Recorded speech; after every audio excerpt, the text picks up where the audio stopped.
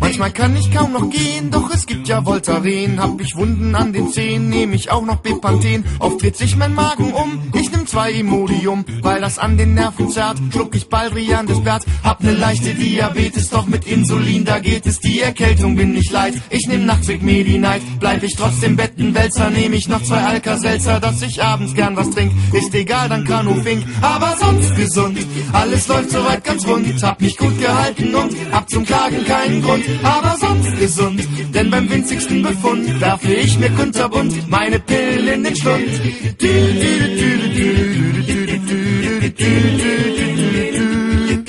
Herpes ist für mich ein Klacks, denn ich hab ja Zovirax. Allergien sind auch im Spiel, nicht mehr lang dank Phenestil. Die Verstopfung ist egal, habe ja Laxoberal. Nehme Lemozin für'n Hals, gegen Sodbrennen Ulrich Salz. Ich hab selten echte Schmerzen, dank der Kraft der Doppelherzen. Fühl mich meistens pudelwohl, wegen Paracetamol. Weil ich seit ich nicht mehr rauche, nur noch Nicorette brauche, nehm ich kaum noch Morphium, nur mal abends Valium. Aber sonst gesund, alles läuft soweit ganz rund. Hab mich gut gehalten und hab zum Klagen keinen Grund. Aber sonst gesund, denn beim winzigsten Befund werfe ich mir kunterbunt meine Pillen in den Schlund. Komme ich, was ich nicht glaube, eines Tages unter die Haube, muss die Herzensdame meine Apothekerin sein. Die hat umsonst Medikamente, bringt mich locker bis zur Rente und sie sorgt doch abends spät für genug Stabilität. Aber sonst gesund, alles läuft soweit ganz rund. Hab mich gut gehalten und hab zum Klagen keinen Grund. Aber sonst gesund, denn beim winzigsten Befund werfe ich mir kunterbunt meine Pillen in den Schlund.